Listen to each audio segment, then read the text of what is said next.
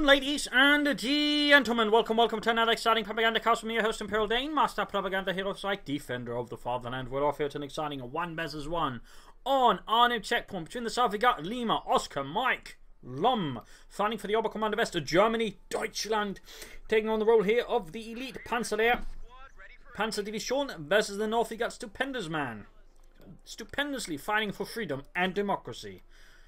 Doing so where no man dares to do it stupendously. Here fighting for the 1st Armoured Division, tasked with clearing out the craps, the Panzer Lehr, operating in the area. We got airborne, infantry, and rifle company with triple infantry versus Luftwaffe, breakthrough, and special operations with Rakettenwerfer, Panzer, and Panzer infantry bulletins there. We got Volksgruppe Sturmpanzer moving ahead here, aggressively setting up. Well, I suppose not as aggressive as you could with Sturmpanzers.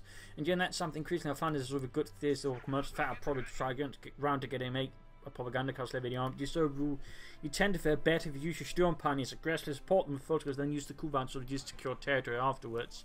We'll see. Tank types going down there for Stupendousman. He's clearly sort of trying to position their head, for when LimaOscarMike just tries to push. I'll just call him Lom. I mean, he's pretty much just using. Abbreviation system, they can't quite remember it. I'm not abusing his phonetics. Anyway, rather than this Volksgruppe Grenadiers, shots fired there, holding up behind the fountain. Shooting there. Rifle shots going back and forth here. At this range, the Volksgruppe should have a small chance for this rifle. It's up close to the rifle and really dominating such an engagement. So up range in particular with the one rifle not able to fire back. In fact, he just pulls back though. That actually means the rifle has a better chance because there's like only one guy that can shoot through the front of the church. That's more of at this point machine gun church. There you go, rifle charging force. Alright, get those krauts. I want them gone. Damn krauts. Kuban found the restorations here in the west. Sturmpanzers continuing up east. So he's not really getting the most out of the Sturmpanzers here in the early moments, which is, as a rule of thumb, what you find you want to do with the Sturmpanzers. You want to get into where the fighting's going to be nastiest and do the most damage with them there fast. That way, getting some kind of early advance you can push out from. But so far, there, Lum here being sort of held down by Stupendousman across the map here to the extent. Who's actually gone for a lot of rear echelons. That could possibly indicate he's planning rifle company because he wants to go for a lot of flamethrowers and then sort of make something out of this. Of course, it also allows to grab a lot of territory, but sort of up-front fighting-wise, it is to an extent weak there because the rear echelons don't exactly mesh up fully to a Volksgruppe squad there with M1 carbines, which is noted as not exactly having a lot of stopping power compared to most of the rifles, but then it wasn't intended as a sort of full front-line rifle. It was sort of more meant for rear echelon services. Like those chaps that defend themselves because, well, as it turns out, you're less likely to shoot yourself in the foot with a carbine than with a pistol, which is basically why they went for a carbine for them rather than a pistol. Because a pistol you're more likely to shoot yourself with. So that's a little fun fact there. Of course, it turned out to be reasonably popular and got adopted by sort of more frontline troops because while it did not have a lot of stopping power per bullet, it had high fire, plus was pretty light and so on. Then the point then was secured, Sturm has been cut off, so he's using his rear sort of just that way, push sort of more map control advantage because overall he does have more out on the field than Lom in particular. Now the Kugelwagen is nothing but burning scrap of corrugated metal, and there we go. It is indeed rifle company that Stupendousman was aiming for. Again, a lot of those rear echelons. I mean, if you see an American player going for a lot of rear echelons, he's planning something with them. And if he's got rifle company, it's highly likely that. I mean, someone just try and go for, say, light machine guns or BARs on them, but the vast majority are likely planning flamethrowers. Ambulance ready for action. So we got an ambulance out here to help support his frontline troops there. We got weapon racks going up very long here for Stupendousman. Except he doesn't actually have the resources to make full use of it. So it seems a bit of a weird choice at this stage for him, Stupendousman. Hang on there. Bit humid there, so my throat was getting slightly wonked up. And there we go. But you can see LimaOscarMike, they're here with the Panzer Lehr going for an awful lot of infantry. He's just hitting the field hard. The finest the Panzer Lehr has to offer from its 3rd rear echelon. Or possibly its replacement training battalion. It's sort of one of those German elements which never get talked about, which I think actually played a reasonably vital role in showing the German divisions could perform as they could for so long periods of time.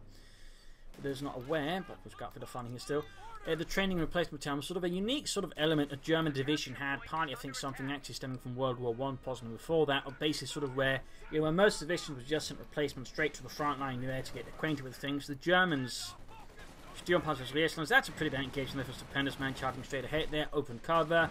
going to medium range for the Sturmpioneer. The Sturmgewehr is basically sort of cutting them through. It's also a big push here for the Carve Point. Overall, Lom now with a lot more infantry pushing hard against Stupendousman. The Stupendousman is with the flamethrowers more able to threaten him. But overall, again, the German system basically had these training and replacement battalions for most units. There were some that didn't have it. But basically, any sort of new recruits first pass through sort of a series of small schools, if you will, manned by veterans of the division. Veteran engineers, whilst just men recuperating. And that way, sort of getting up to snuff on, how the situation was there, sort of ensuring that when they then actually got moved to the front line, they'd be better acquainted with how the division operated and the sort of front line situation, ensuring they got sort of the latest, experience from men who actually had been there. It also, I believe, helped a lot with cohesion, because that way they'd also just be, less likely to get in the way. So that sort of, I think, played a large role there, for example, just allowing the division to absorbing the replacements more easily. Anyways, most of the sort of fighting here, we got mechanized going for Lom. Again, my apology took up so long, but it's just one of those really fascinating details which just doesn't get talked about much in terms of the German system. But there you go, Ralph versus Fultz going to lead here. Heavy cover there, line to do well. Again, he's also, by the way, set up here cover nicely ahead of time, so Lom can't easily use it now with the bun handler now that he can flush them out. And we got Reasons charging down there with carbines and flamethrowers. Alright, Carl, I want you to aim for the big one. Which one? The big one, the guy with a hat. But they all wear helmets. Shut up, Carl. Don't backtalk me. Or backhand you. There you go, 2 Reasons squad still finding him, push back 1 squad there again. They're bounced up, which again overall means the flamethrower is more effective. In that regard, the flamethrower has 2 sides to it. A, again, it's good versus units in cover, which is also part due to the second effect, which is just good versus units bunched up. Of course, units in combat tend to be bunched up. Lastly, even without the damage bonus, it gets 25 damage bonus, by the way. It will overall just generate more damage because, again, the units are sort of much more close to each other. And that way it takes damage. It also means, by the way, if you suppress a flamethrower team, it will not stop the flamethrower because, again, it's an AoE weapon. So it doesn't care about being suppressed. Which means you have to be careful with the flamethrower team right next to a machine gun in the house because it can still, technically wipe it if you're not careful as long as it's not pinned. There you go. Aggressive push there, but Lom not quite out. At the same time, though, even as all of this is going on, the Stupendousman is still hitting Lom's Carve Point and Fuel Point. That way, ensuring that Lom doesn't get far hit with resources. But now that Lom is adding something really nasty, he's adding the Lux Aufklärungspanzer, which the Panzer Lehr Panzer Division actually had. There are very few divisions that actually received the Panzer II Lux for its reconnaissance battalions. The 12th SS, I believe. No, actually, it wasn't 12th. It was the 2nd SS Panzer Division. Also received it. Other divisions received the version based on the Panzer 38T, which did not receive a name, by the way, but lights would form the same actually. But there you go. Lux going straight here for the rifle, tearing up to them close with the autocannon. Damage engine in the Lux. 50 cal setting up here. That should certainly help us the infantry. Of course, with the weapon racks already researched, I mean, he can easily just grab the bazookas if he wants to. And I imagine that is what Stupendousman will be doing very, very soon to help counter the Lux, or at least to slow it down. Meanwhile, they're finding here for the center, troops being suppressed, but there goes Squad sneaking up there, past the corner with an incendiary grenade, and that's going to flush out the 50 caliber. Nice work there by Lom, though they are a bit on their own. So it does force away the 50 caliber machine gun, leaving the lieutenant to fight a desperate battle for survival and control in the center of the map. Oh, the lieutenant himself is dead now. Luke's pulling back for repairs. MG-34 out here for Lom. And the Panzer Lehr Panzer Division. Got 2 reaction squads to the flamethrowers. I mean, he only needs to get the last one upgraded. We also got bazookas on the rifle. Very interesting. Also note, he's not sort of fully upgrading. Well, at least in this case he is. So, interesting choice there. Again, it's not one that I said recommend. I mean, he does have a lot of flamethrowers and the reactions. They can sort of carry some of the damage there, I suppose. But normally you don't want to like cut down your rifle squad's firepower that much with double bazookas, but so far, Stupendousman does seem very much committed to it. Yes, and setting out. No take up. They could actually now take up and sort of push for a fast EC8 here, possibly just regular Sherman here versus Lom. Fultz is moving up there, counter-attacking against the Carve Point, but again, Stupendousman very consistent just hitting that Carve Point, making very good use of the sort of way the map works for that. Though Lom is also very sharp at doing that both. So again, both players sharp awareness of the map, and also neither side getting too caught up in this. I mean, they obviously want it, but they're not, gonna go full Stalingrad on it. At least not so far. Turning out some flares to the fighting so far. Flamethrower dealing with Volkswagen's out, but they're being pushed back. We've got the MD-34 supporting. With the MD-34 heavy machine gun team, which would have been actually correct according to German terminology. Of course, for us, it's a medium machine gun, but the Germans basically sort of differentiated between the light version, the heavy machine gun, well, the bipod and tripod version, but calling bipod version for light, and the tripod version for heavy. That's a fun side note there. 50 cal back, grabbing the car front back. Up here, healing reinforcement going on there for Stupendousman and the 1st Armoured. Volkswagen train here to the re-echelon, taking some light losses there from the carbines. They might actually be chancing to see how low in health the Volkswagen are and how veteran the re-echelons are. So up close there, the carbine should do the trick. And there you go, poor Otto catches on fire. Ugh, I'm on fire, how could we do this? This wasn't what I trained for. Bazooka fire then, of course we could see the issue. I mean, versus just a lot of infantry, the bazooka team is not efficient. He's actually up there, that one with dull bazookas right now doesn't look like it, that's good, but he needs to retreat it. He needs to retreat it before it gets wiped there. Looks good to go there for Lom. And the Panzer Lehr. They need to retreat, they fought, I think, as well as they could. They have to fall back, they are without support. And now Stupendousman is further setting up here for something long term. He's building a fuel cache. He's clearly again got a plan. I imagine very seriously it's going to involve getting as many tanks out there. So getting a fuel cache at this stage is actually a pretty good idea. I mean, he's not going to go for a lot of heavy armor, just a lot of tanks there. Still having a fuel cache or two can do a lot for you. Also note, while he could have put down the cough on, obviously he's worried the opponent might just rush and knock it out there with the looks of some other, anti-tank weapons, so instead he's placing it closer to his base, but it's going to be more likely safer because on our new checkpoint, the opponent will most of the time never really get up there, so it kind of works out as a safe position, meaning his 200 manpower will be a very safe investment from Lom. Again, we're following up there for LimaOscarMike. Flamethrowers, they're trying to burn it. It has been the actual war, the flamethrower could actually cook this tank there, but probably sort of firing into the engine compartment. But game-wise, there's not really sort of a complex system enough for that. Lieutenant have been surrounded by a lot of angry Germans, machine gun fire, autocannon fire, assault rifle fire, a rifle fire. They're just getting everything thrown at them, but the kitchen sink. Popping in the bazooka team. That's not really going to help against all of the infantry, so that just feels like a bit of a weird choice there by Stupendousman. There you go, Brandhandgranate flashing them out. One there secured. Fuel cache there done. Another bazooka team there, but again another Brandhandgranate. You should probably try to avoid pushing any. You should try, I think, try and aim for a flank that way, trying to catch LimaOscarMike there, or Lom off guard. Noting, by the way, Lom here has gone for 2 MD-34s. He's actually gone for a pretty infantry-heavy strategy with a lot of infantry, assault rifles, and of course a mix of machine guns for further support of infantry, which will make it a lot harder for Stupendousman to make use of his infantry, and will certainly punish him to an extent for going so heavy on bazookas without any BARs for his riflemen. And that is currently looking a bit weak there. But again, if you can sort of, get enough Shermans out fast enough, you can make up for it, but I don't know, I think he might have overcommitted a bit much in the bazookas there and should have at least gone for some of the re-echelons. And there you go, one unit there wiped out by German infantry. Setting up machine gun to cover the advance on the CoH point. Very good. Sehr good. We also got a fort retreat point up here for Stupendousman, right behind the shed.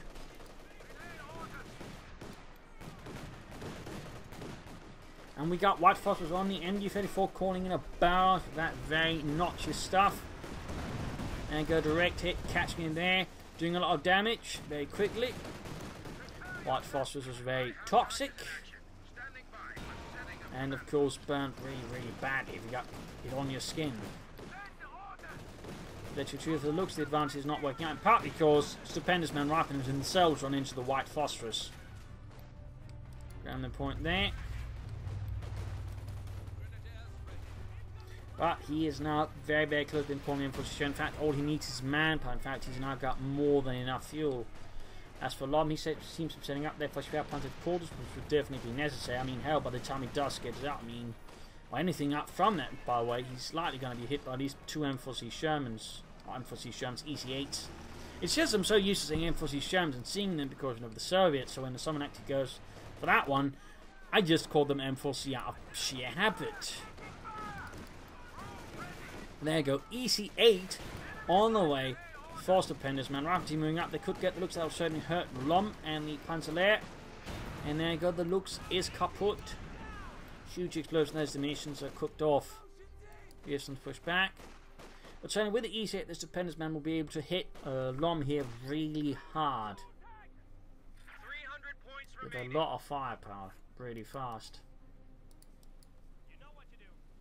Let's get it. Knock it off. And listen up. Crew, prepare for orders.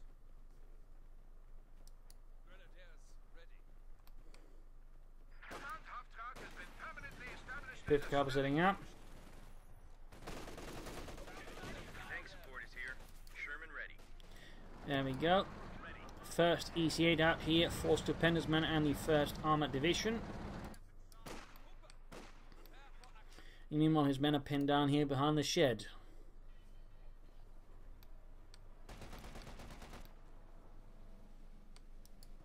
He's got a squad heading westwards, but there you go, showing up at the 5th Cavalry almost down there.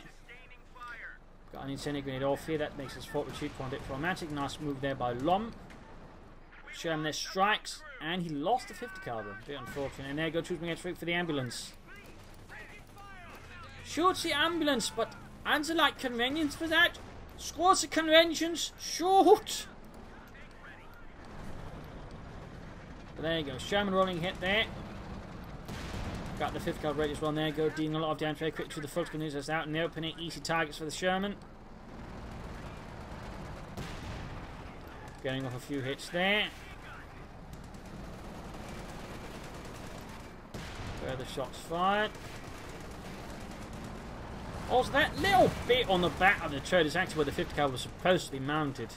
I believe they're actually supposed to have 30 cal mounted there for the ease of the gun. Like, I believe there's someone supposed to stand on the back of the tank firing a 50 cal from there, I think. Anyway, Sherman they're rolling about, going for as many dat hits. I mean, he's only got a few Lekernef, but if he can just keep moving about them and if say just throw down smokes, and there you go, wipes Lekernef with a single hit there with the 76mm gun. Lom's forces on complete disarray. I mean, that tank is just a complete menace here for him. We got the MD-34 push back.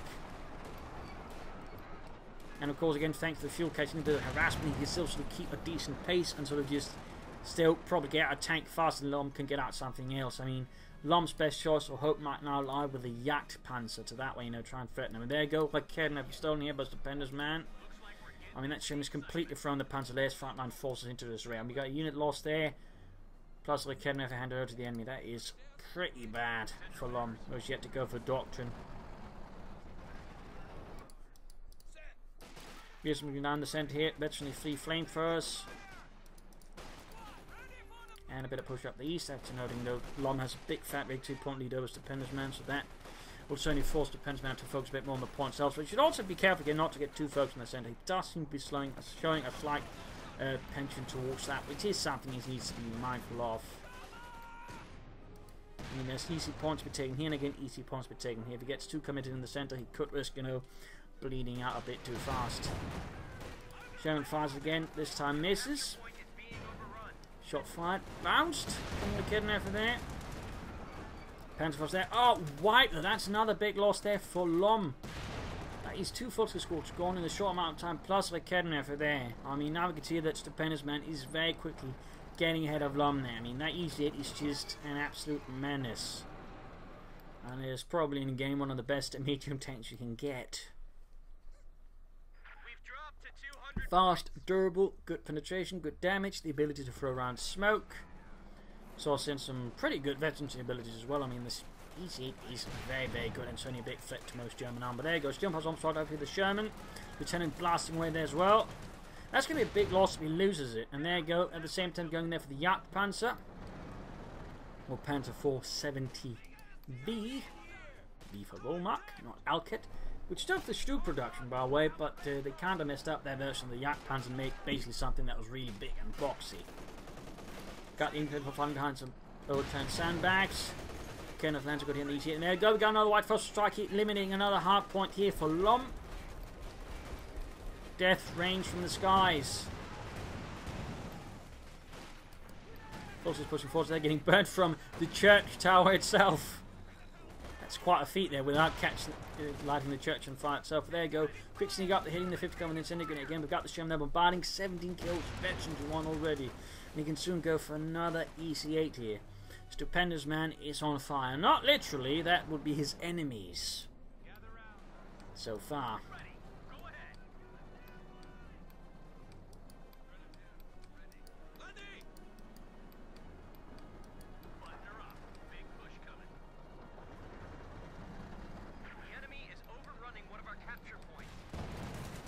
Forces under fire here in the open.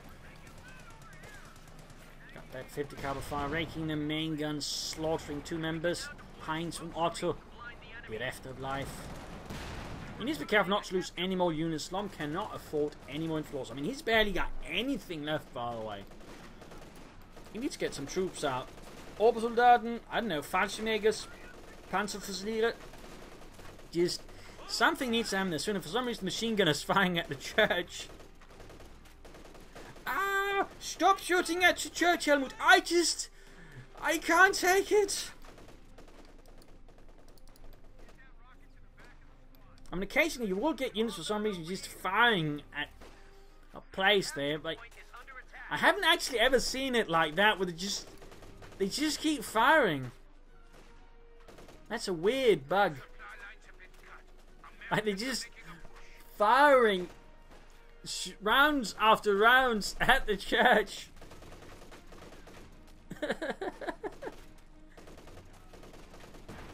I have no idea. But there you go. We got Fallschirmjäger. So this Luftwaffe doctrine here for LimaOscarMike. Lom. Men from the 1st Fallschirmjäger Regiment supporting the Panzer Lehr Panzer Division in its vital effort to secure this area against the American advance towards the Hürtgen Forest. Yak Panzer there running back. Push towards the east there.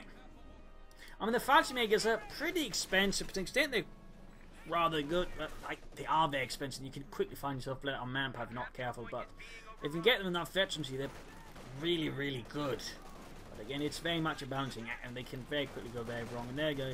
Another white phosphorus point strike here at Lom's hard point there by the cafe, which now gets enveloped there. White clouds of death. There you go. Yak Panzer lands a good hit there with its high velocity. Oh, it actually misses with its high velocity 75mm gun. There you go. Lands a hit there, penetrating the frontal armor of the EC8.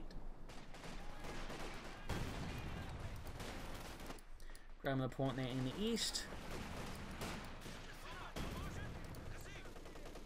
MB-34 versus a lone unit there in the east. Could do repairing that one. Just got a bazooka drop there. Note, apparently this bonus actually stacks. Did not know that. It just seems giving you a visual indicator. Apparently it stacks. There's basically with more EC8s together. Basically this bonus means you can actually fire pretty fast with large groups. But there you go. Undercover from machine gun fire, the Fallschirmjäger advance. This is actually how it's supposed to go with an assault. Got a heavy machine gun supporting it, then move up an infantry and flash out the targets. Though it should definitely pop a bun grenade there. Hope his opponent doesn't pay attention. And oh, he doesn't. Several losses there. Full retreat there from Stupendousman. He's hitting up for something east, but looks like he's kind of particularly handling Lom. He's also got perhaps option for a second Fallschirmjäger swap, but again, Obersoldaten could work. Got the Yak Panzer rolling ahead fast. Step on it, Fritz. Ah, scheiße. Otto, not yet. Start shooting when we stop moving. There we go, good hit on these here. And there you go. He's quickly laying down smoke streams with both tanks. Most likely because he's operating them both at the same time. So he just sort of clicks the button and fires it off there. So they're both firing smoke at the same point. Bit of waste there, but you know, he doesn't want to take too many unnecessary hits there from the Dark Panther. There you go. Gets a bit in front here of the Volkswagen with the Panzer fast. Takes a damage hit there. Oh dear. Be unfortunate. Be unfortunate. God damn it, engine here. Unit lost somewhere. And that was his Fallschirmjäger. That's quite an expensive loss there for Lom. I mean, again, 440 manpower. They're not exactly something you can afford to just toss around like candies. But he was probably too occupied here with the fighting going on with the Yak Panzer. They're trying to catch the Shermans as they are kind of a big priority for Lom. I mean, if he gets a third one here and he, you know, hasn't stopped any of these tanks, I mean, he could easily get steamrolled. We got Fallschirmjäger appearing here. Oh, disruptive assault there. Quick bang grenade against the Fallschirmjäger. Oh, wipe the rear squad. They're leading without support for repairing the tank. Jack Panzer moves ahead. Their fighting is also up. You got bazooka fire there. There goes shots fired. We got a smoke screen down here from Stupendousman trying to carry out the retreat of the EC8. We got Fulton moving ahead. They're spotting from the nearby restaurant. There you go. Another hit on the veteran EC8. Veteran 2 gained. Veteran 2 gained. Does he pursue? Bazooka fire there from the nearby house. Yak Panzer doesn't care. And there we go. One EC8 is down. The veteran crew is kaput.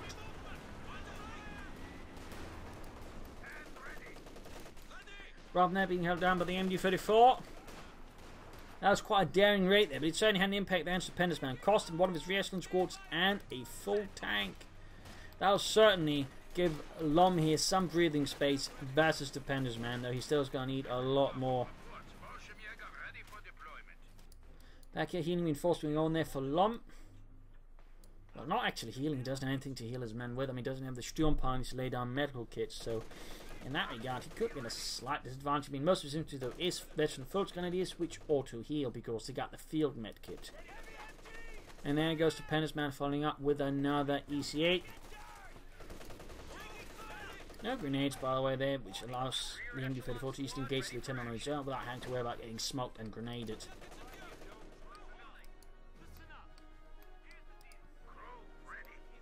Of course, it also means he's got no way of repairing his tanks or Yak Panzer except for the mechanized regular, which he does probably have upgraded with a repair pioneers. That is good. Das ist gut. He can also go for a Panzer 4 now, or you might want to stay up for a Panzer, that way contest the EC8 a lot better than a Panzer 4. But no, he does go for the Panzer Kampfwagenfear here. No time to lose for Panthers.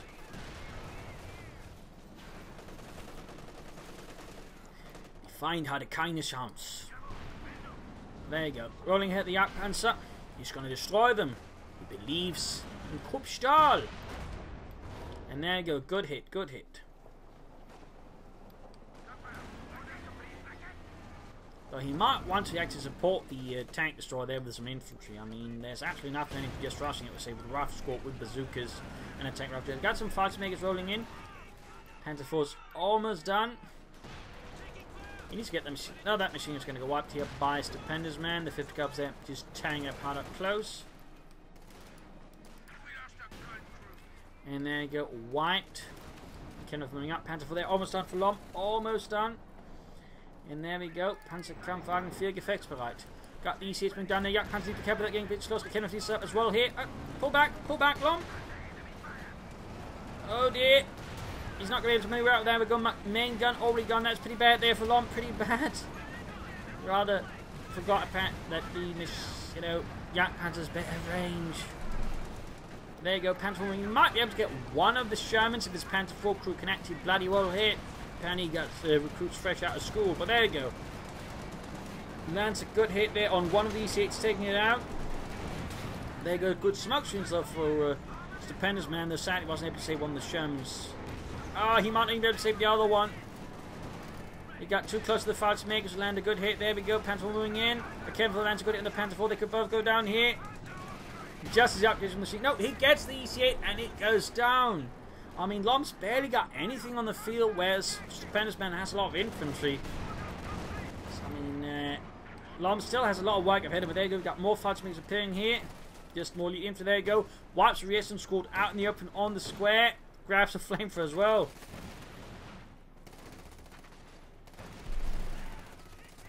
Looks like we just got promoted to Pioneer. Ha ha ha. Does that mean you get paid more? Nine. We don't.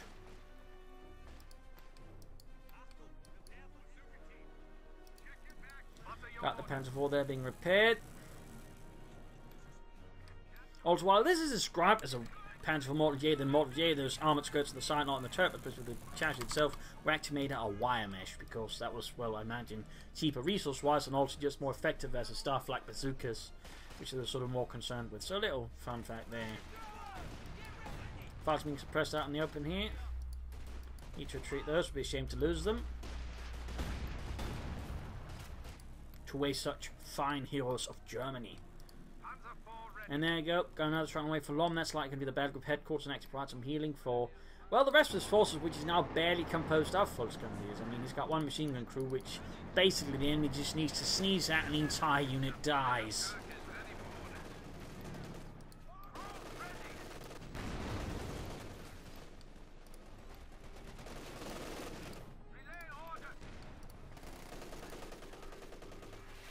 There's a bit of pressure here. Stupendousman, though, seems to have largely forgotten about these. I do feel like there's a bit of a mistake by making. He was very good early on, just sort of keeping up pressure. Then again, that's tend to be some players that are good overall map control wise early, but then sort of as the game sort of progresses from the mid to the late game, they can tend to get a bit focused, overly focused on the centre of the map. They go Fox charging ahead, bringing up the Kenworth crew there, shooting them to bits. Got the Panzer IV there moving ahead from the fatherland, catching the rifle there, blasting with the main gun. Bazooka fire though, they're flying from left and front at it, right in front, not left. There's nothing on the left. Highway taking damage as the bazookas penetrate.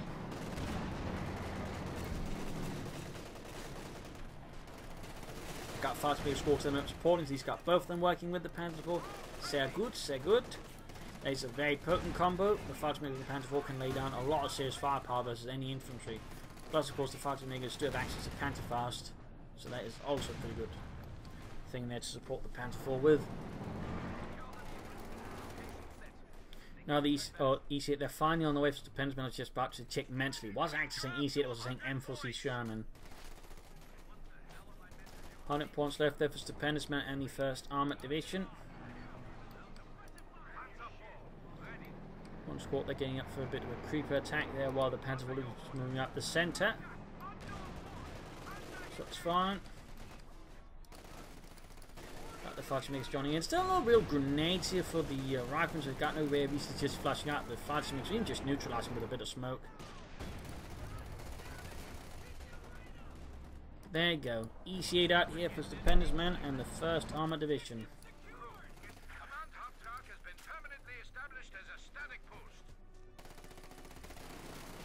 Battle Group headquarters out. And he's very quickly getting the medics for them. I mean, he wants to get that machine gun here utilised as fast as possible. Also looks like he's actually able to crew a MQ-34 with fighter makers. That's, by the way, really expensive. Like, that's probably one of the most expensive machine gun in the game. That's one manned by Fallschirmjägers.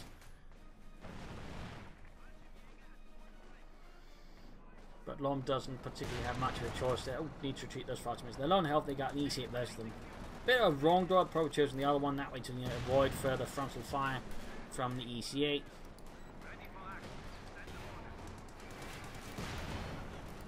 Quick little they came for on the EC8.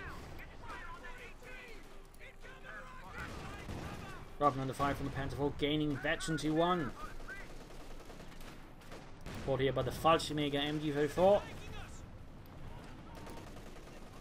Pushing up for the centre there with a flamethrower in hand. We got the 50 caliber firing away from the nearby house. Looks like he's going to try and sort of get closer to it with the Fallschirmjägers, then cleared out that way. In fact, he's almost got the 50 caliber crew. We've got White Frost barrels called in on the Fallschirmjägers. He probably wants it up to ensure he doesn't get caught on retreat there. By them wiped. But he needs to do it soon anyways.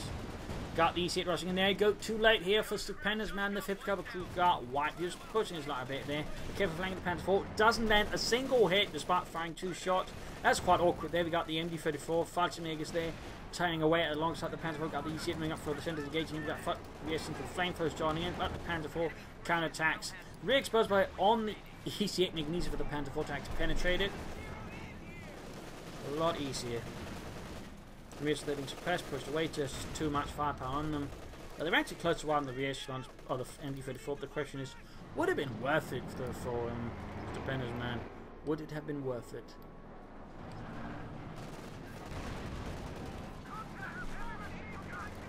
MG34 there's the Panzer IV. Actually 50 caliber, never mind. Just down to Joe with the 50 caliber Mardeus. And there you go, wiped as well. Stupendousman is certainly beginning to suffer some heavy loss here versus Lom and the Panzer Lehr. Well, we need to get them out of the house right away. I mean, one good hit from that Panzer is going to collapse it faster than the American economy following the Wall Street crack. There you go, Sherman on the way there for Stupendousman. A regular one though. He clearly just wants more tanks up faster, doesn't want to wait for an EC8 there. As for Lom, he could soon go for another Panzer IV. He could also try and go for a Panther. I suppose he was a bit crazy. He could aim for the King Tiger, though I'm not entirely sure I'd recommend that considering his old situation. Almost got Lieutenant Hibbers is now virtually 3, almost virtually 4 Fallschirmjägers. Prioritising the fuel there, which could indicate he's planning something in the long term, like a bigger King Tiger. Sherman almost done for Stupendousman. As a rule of thumb, by the way, the Americans did not mix the two types of Shermans, like the long barrel one, the short barrel one there, in units. They sort of be kept in separate battalions overall. I'm sure there'd always be exceptions to that. Lum all of a sudden going for a light infantry gun. Eventually, Chorley wants a bit of artillery that way, you know, pressures the Stupendousman with. Got the Sherman there rolling down the east side. In the west, the Panzer Lehr versus Rifle blasting support. Partly with support from MB-34. And Flamethrower Vessels versus Flamethrower Fallschirmjägers. The Fallschirmjägers very much won there, in particular with support from the Volksgrenadiers. Leichtes Infanteriegeschütz, Gefechtsbereit. And in the east here we got the Sherman versus the Fallschirmjägers explosive round up there. There's certainly a chance those could get wiped. He doesn't even need sort of immediate support for the Fallschirmjägers. They go down to 2 men.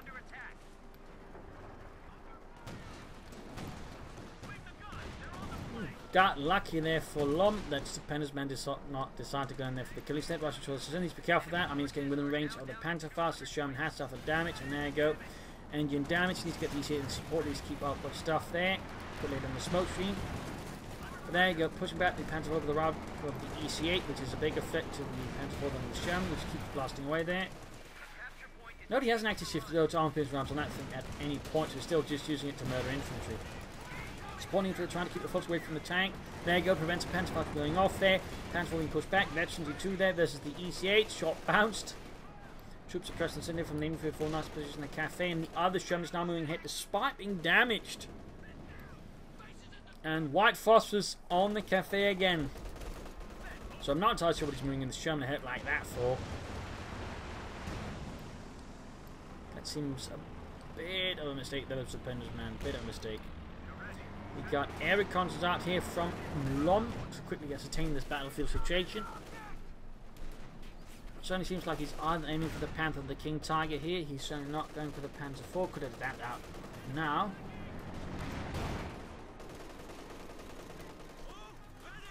Fallschirmjäger MG 14 there, pushing ahead in the west. And there goes Stupendousman back to harass in the east. That is good. Das ist gut. We got the Fallschirmjägers preparing for a counterattack there, like for the east. We've got the Flamethrower Fallschirmjägers advancing. He needs to get the Panzer IV back. He needs to get out some Sturmpanzer. He needs to repair the Panzer IV at the front line. Stupendousman by here able to go for an EC8 pretty closely, if not about now. That's a few moments ago. There you go. He can go for the EC8 there. If he so decides, he could also try and aim for a tank destroyer. If he so wants. But I will aim for the pushed out here with the EC8. Still no immediate. There we go. Now the EC8 there for Stupendousman, pushing it to the definite armored edge there versus LimaOscarMike. Because again, all he's got is a single Panzer IV. And I can have to counter increasingly large number of Shermans there for Stupendousman. I mean, that fuel cache is definitely paying off for him. But I think also just his overall ability to hit the fuel points across the map is going to be quite helpful there for Stupendousman. The Lom is pushing back in part with the Fallschirmjägers, but also some reasonable good handling of the Panzer IV.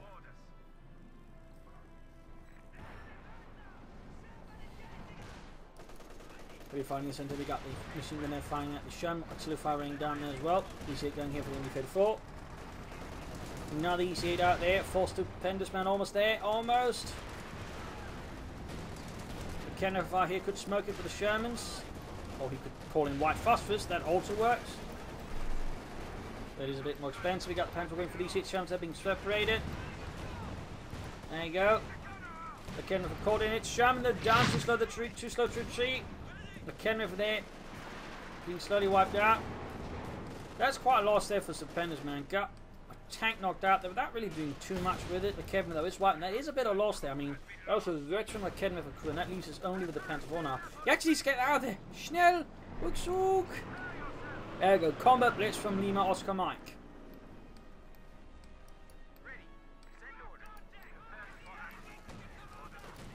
Folks, versus the Lieutenant east. In the centre, we've got rapidly pushed back here with the Fallschirmjägers and the Schwer Panzer Corps. It's actually protecting the cannon over there for long. That's not too bad.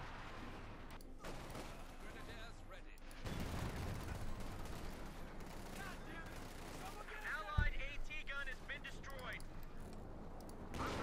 There you go. He's sending in these to try and get the Panzer IV. Bit of a risky move there, but Stupendousman. I mean, it doesn't work out there. I mean, he might, risk himself up from getting hit by a Panther pretty hard. But he's charging straight into the lair of the enemy, straight for a Panzer IV, which is virtually free, meaning he has a high rate of fire. There you go. Damage engine. We also got the flagstaff penetrating the rear armor of the. He's hit from time to time, just to get some damage in there, and they're chipping in. Panzer IV, they're close to it. Almost got the EC8. Pretty close here. EC8 misses the Panzer IV. Very close to the. Probably got some EA damage in there. Almost got it. He gets the Panzer IV. Quite a loss there for Lom, but he's getting close to the King Tiger. On the other hand, Stupendousman will lose his EC8. He might even get abandoned here, which would be catastrophic. That just gets destroyed. So that I don't think was a good trade there for Stupendousman. Again, he should be at this point figuring his opponent's going for something nasty. I mean, he's not seen anything from his opponent for quite some time besides that Panzer IV. So a King Tiger Panther probably should be sort of what the Stupendousman is keeping in mind here. So tossing away that EC8 like that, I think, was not the wisest of choices. You can see him try to use to control the battlefield more and build up a big armoured advantage, then counter any sort of big armoured threat from Lom with.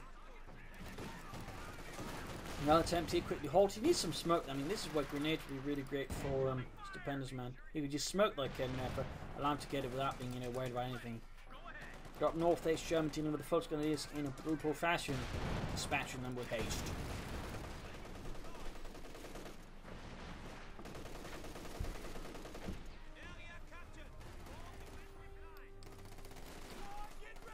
Driving the tank down the centre, straight into Fallschirmjägers. Stupendousman are able soon to go for another EC8 blend cover down. They note the way he popped it, seeming just to sort of try and make it hard for them to retreat east of that and maybe increase their chance of getting wide. But there you go, EC8 charging through the centre.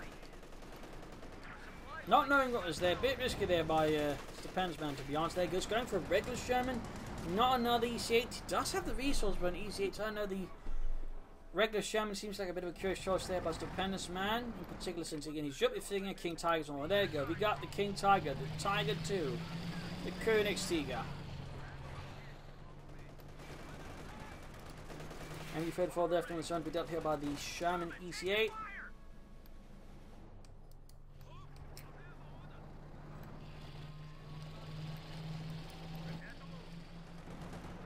Catching out in the open there, close, almost there wiping it.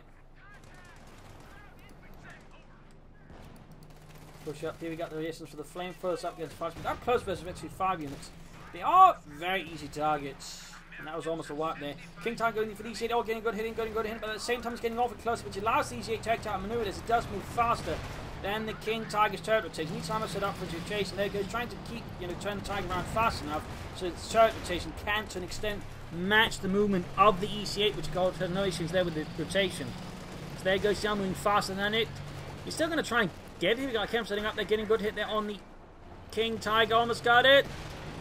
Down to half health. But at the same time, he might be pushing a bit lucky. He might be pushing slightly. I think he's just trying to disengage. He should disengage. There goes, make up, setting into position where the EC8 can't fight the King Tiger, and there you go, the EC8 goes down there. It was close to the Stupendousman, really close. I mean, he almost got a King Tiger using a single EC8. That was some really astounding play there. But the problem was, again, just LimaOscarMike was able to pull the King Tiger into a situation where he could not use the speed of the EC8 to his advantage versus the King Tiger.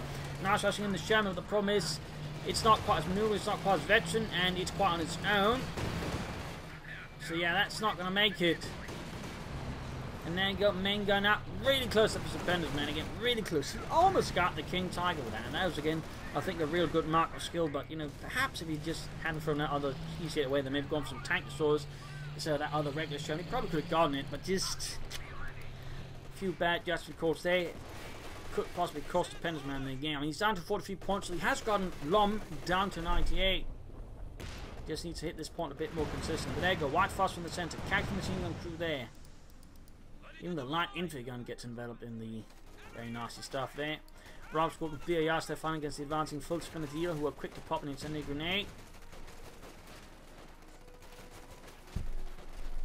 Veteran 3 Fallschirmjäger with flamethrowers. I don't think those Raffen will get back home, to be honest. There we go. Stupendousman's chances are now looking incredibly slim. I mean, he doesn't actually anything to contest the King Tiger's opponent. Now's got most of the lead infantry. I mean, whatever advantage Stupendousman had early on is now more or less gone. And he doesn't have the victory point, at least the time to even remotely turn things around here versus Lom and the King Tiger. But he was, again, really close to actually getting that King Tiger with a Sherman tank, which is really impressive, actually. Really impressive. I don't think I could have done that.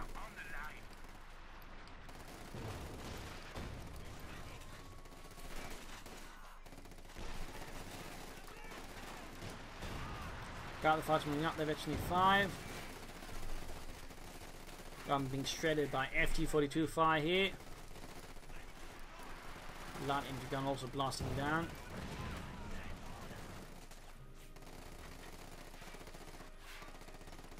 Americans dropping left and right here as the men of the 1st Fallschirmjäger Regiment advance in support of the Panzer Lehr. And there you go, machine guns running up here again. We got the Fallschirmjäger MG34 as well there, catching right in further. Deadly fire. EC8 on the way for Stupendousman and the 1st Armoured. But it might just be too late here versus Lom and the Panzer Lehr. Quick bone grenade there. 32 kills for the fatherland. 33, 34, 35. The tally just keeps going up. The kill count increases.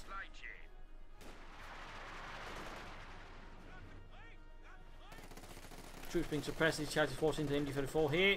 Close to Veteran 3. I don't think there's anything here Stupendousman can really do. Oh! Almost got a hit. Really nasty hit there. More fighters attacking. Lost unit there somewhere, I think in the east here, and there you go. Game over. Stupendousman leaves the game. A loss for America in the 1st Armoured Division. Their victory. Close though for the Panzer Lehr. Brutal fighting here with Fallschirmjägers, Riflemen, BARs, bazookas, a lot of flamethrowers, a lot of EC8s, King Tigers, Panzer IVs, Yak Panzer. Some heavy fighting going between these two players. Some aggressive fighting there. I think Stupendousman to an extent made his few bad calls, not pressing enough here, but again, overall, the way he handled his tanks at times, I think he was getting, too overconfident with the situation now, and that rather made him, him do some rather less than ideal traits for the EC8s, which rather cost him, allowed Lom try to get back onto the battlefield. I mean, how to use his tanks, with a bit more cleverness and a bit more infantry support at times, could actually would have beaten Lom quite easily. But it was really close to him. He's really close to actually getting that King Tiger. I mean, that's actually amazing there. He was almost able to take it out there with a single cannon for an EC8 take out a King Tiger, but Lom was able to maneuver the King Tiger into a position where the EC8 then could not use its advantage versus the King Tigers. I think, that really just highlights the power of the EC8 to an extent. But over this, I think a really good fight here on Arnold Checkpoint. So I hope you enjoyed it, learned something from it. If you didn't, subscribe, like, share, and comment on it. If you like what I do consider donating or pledging on Patreon. Links are in the video description. Of course, there's also you can find the link to where you can send me replays. Do provide links around the leaderboard, some details as to the match itself. This is Imperial Dancing. Cheers, thank you for watching. Hope to see you tomorrow for another episode. Bye.